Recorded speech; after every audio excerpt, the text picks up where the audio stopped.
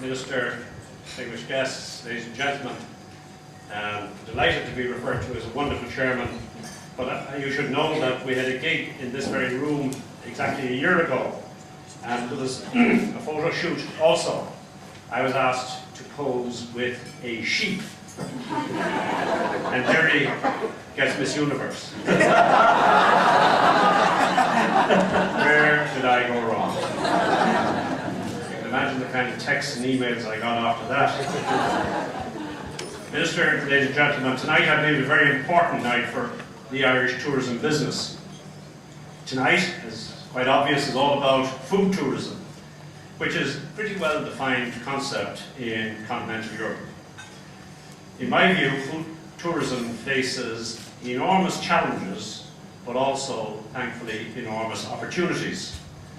Certainly, Ireland has come a long, long way from that aphorism of George Bernard Shaw, when he said that if you want to eat well in Ireland, you have to eat breakfast 3 times a day.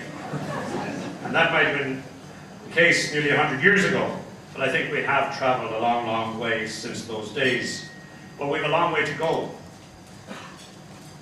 Particularly if we want to position ourselves up there with France, Italy and Spain, which has repositioned itself very successfully in recent years. So how should we do this? How do we avail of these enormous opportunities for food tourism? First, I think we have to ask ourselves some key questions. First one is, do we want to avail of the economic possibilities that showcasing artisan food can do for us?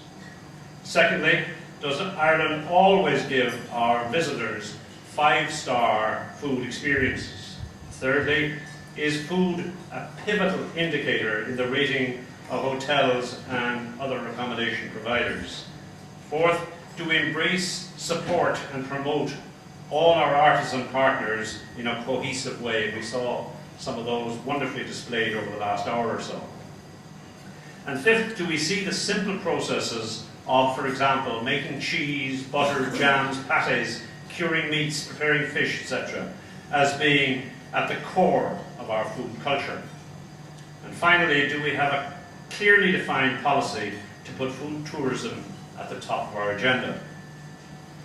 Moving the needle with regard to food tourism will only be achieved by single-minded focus on raising standards of food quality, food preparation, food service, and by playing to our obvious strengths in areas of organic food and the myriad local artisan food producers that we have dotted all over the country. Ireland has, I believe, very highly professional and successful government agencies in Fáilte Ireland, in Tourism Ireland, and in Board Bia, all of whom, as Margaret said, are represented here tonight. These agencies do an outstanding job of developing the tourism product, promoting Ireland as a tourist destination, and promoting Irish food products in international markets. In my view, they do a better job, much better job, than similar agencies in most other countries. I believe strongly, however, that Good Food Ireland can play a vital role as the vehicle working with these agencies to drive our food tourism agenda.